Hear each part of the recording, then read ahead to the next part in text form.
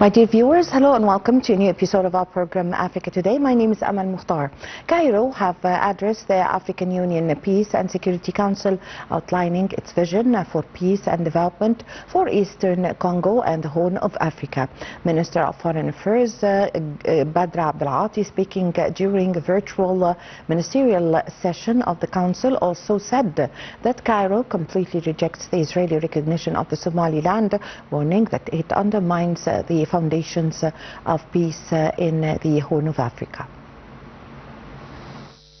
Minister of Foreign Affairs Badr Abdelati has detailed Egypt's strategic vision for regional stability, calling for an emergency African Union session to reject the Israeli recognition of Somaliland, while offering peacekeeping support for the Eastern Democratic Republic of the Congo. Addressing a virtual ministerial session of the AU Peace and Security Council on Monday, Abdelati stated that Egypt completely rejects the Israeli recognition of Somaliland. He described the move as a flagrant violation of international law, the UN Charter and the AU Constitutive Act, warning that it undermines the foundations of peace in the Horn of Africa. Abdelati reaffirmed Egypt's commitment to Somalia's sovereignty and territorial integrity, demanding a formal AU session to address these unilateral measures. Turning to the situation in the Great Lakes region, Abdelati welcomed the final peace agreement and regional economic integration framework signed between the DRC and Rwanda in Washington on December 4, 2025. He characterized the deal as a vital step for building trust and de-escalating tensions, urging both nations to remain committed to its implementation. Abdelati emphasized that Egypt is ready to leverage its extensive experience in UN peacekeeping, specifically its long-term involvement in the DRC, to support new confidence-building arrangements. He argued that lasting instability requires a comprehensive approach that integrates political, military and developmental dimensions. He further stressed the importance of immediate de-escalation on the ground to facilitate humanitarian aid and protect civilians. He reiterated Egypt's support for the DRC's territorial integrity and pledged continued bilateral cooperation in health, education and water resource management to foster regional prosperity. Well, to shed more light on this, we have the pleasure to have with us over the phone Dr. Mohamed Ezaby, International Relations Specialist at the Arab African Center for Political Strategic Studies. Good afternoon, sir. Good afternoon. Dr. Ezaby, how would you comment on the latest developments in Somalia with regards to the recognition of Israel to the Somaliland? Well, on December 26th, Israel became the first UN member state to formally recognize the Republic of Somaliland as independent sovereign nation, marking a significant diplomatic shift after Somaliland's unilateral declaration of independence from Somalia in 1998. The mutual recognition was announced by Israel Prime Minister Benjamin Netanyahu during a phone call with Somaliland President Abdulrahman Mohamed Abdullah, with the joint declaration signed in the spirit of the Abraham Accords. This move grants Somaliland its first full international recognition, potentially paving the way for impassive economic ties in agriculture, technology and health, and greater access to global markets. Yes, Egypt's representative to the UN, Ezaby Awad, said that the Israeli recognition of the so-called Somaliland is a threat to the international peace and security. How would the Israeli move echo on the international stage? Well, we can discuss it on the side of Egypt's pivotal role in frustrating the Somaliland questions. So Egypt has emerged as a leading force in coordinating opposition, viewing Israel's move as a threat to regional stability and its own interest in the Red Sea and the Nile Basin. Cairo's tensions with Ethiopia over the Grand Ethiopian Renaissance Dam extended to opposing Ethiopia-Somaliland deal, and it seems Israel's influence in Somaliland as encouraging on Arab-African solidarity against external intervention.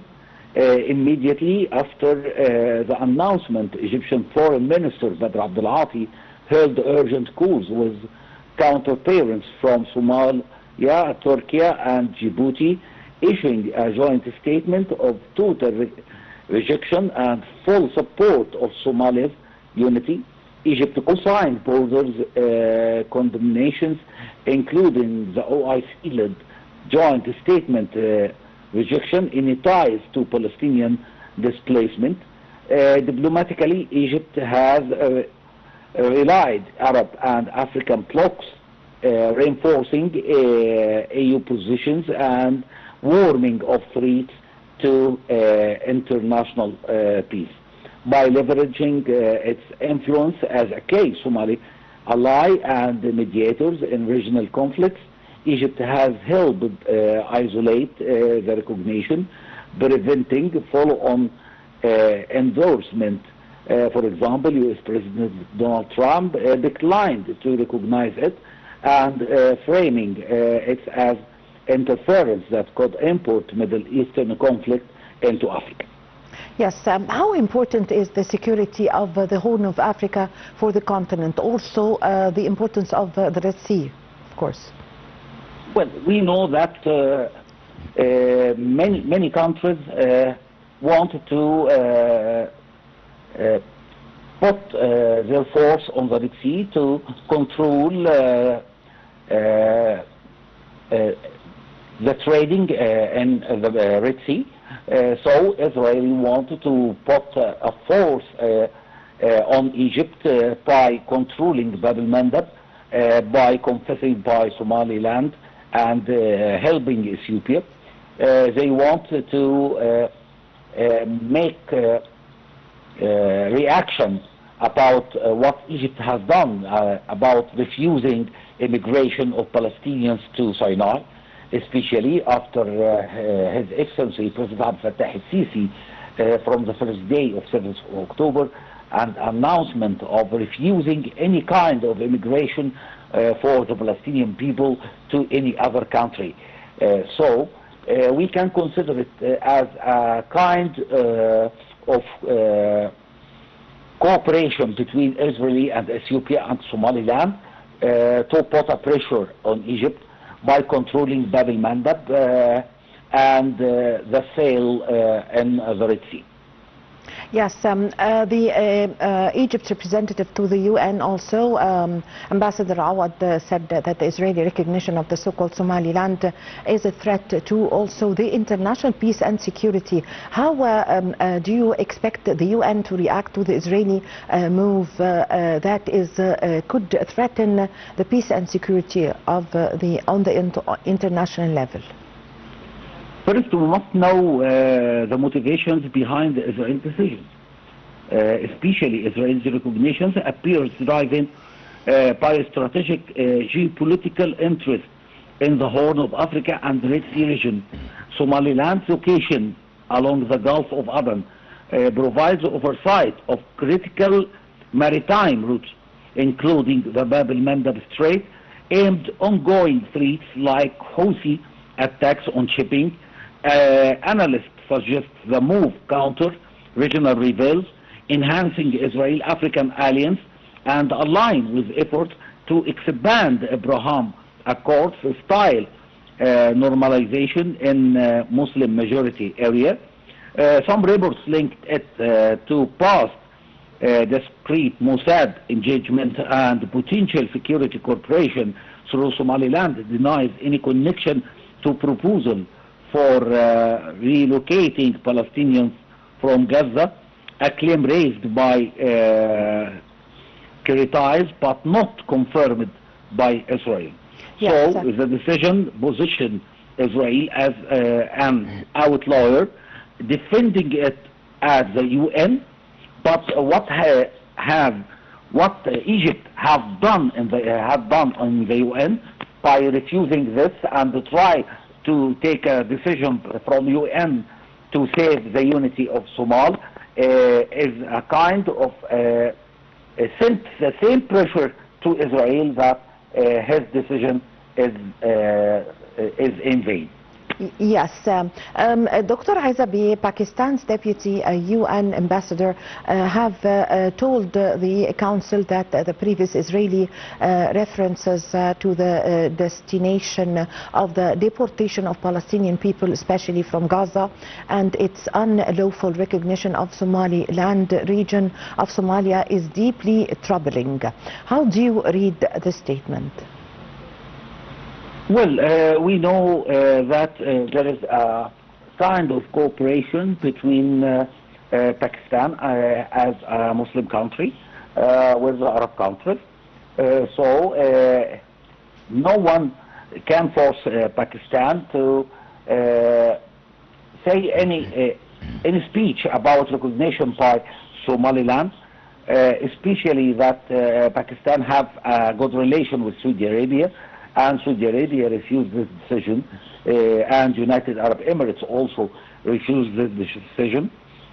So Pakistan will take the same way of the Arab and the Islamic countries by refusing the Israeli decision, and announce that they want to save the unity of Somali country. Yes, Dr. Ezaby, how do you see, or in your point of view, what is the real reasons behind the Israeli move?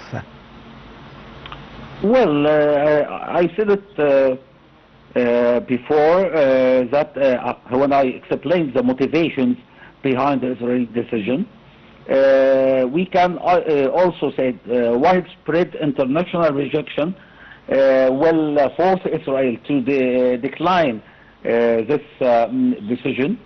But as I said, Israel wanted to immigrate Palestinian people to Somaliland, wanted to control Bab el-Mandab Strait, wanted to make a pressure on Egypt by this decision. So Israel have many reasons to make this confession, especially that Israeli always think about their aims only, didn't think in anything also. So they want to put a rock on the Horn of Africa and change the stability of the Horn of Africa to control it. Yes, I thank you very much for your time. Thank you for your valuable information, Dr. Mohamed Ezaby, international relations expert. Well, a UN team have visited Sudan's Al-Fashir recently, describing the city as a crime scene. The UN aid coordinator said investigators are to be carried out by human rights experts. UN aid coordinator Dennis Brown said traumatized civilians left in Sudan's Al-Fashir after its capture by paramilitary forces are living without water or sanitation in a city haunted by famine.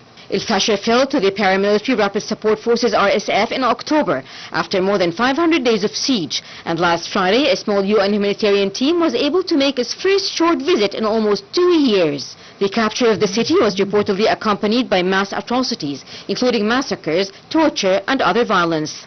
Satellite pictures show what appeared to be mass graves. Brown described the city as a crime scene, but said investigations would be carried out by human rights experts, while her office focuses on restoring aid to the survivors.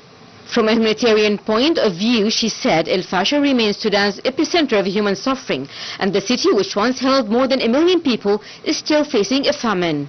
She said there is not enough information yet to conclude how many people remain there, but it is known that large parts of the city are destroyed. The people who remain, their homes have been destroyed. Brown said that the team negotiated hard with the RSF to obtain access and managed to look around and visit a hard-pressed hospital and some abandoned UN premises, but only for a few hours. Their movements were also limited by fears of unexploded ordnance and mines left behind from nearly 2 years of fighting. The war in Sudan has killed tens of thousands of people, driven 11 million from their homes, and has caused what the UN has declared the world's worst humanitarian disaster.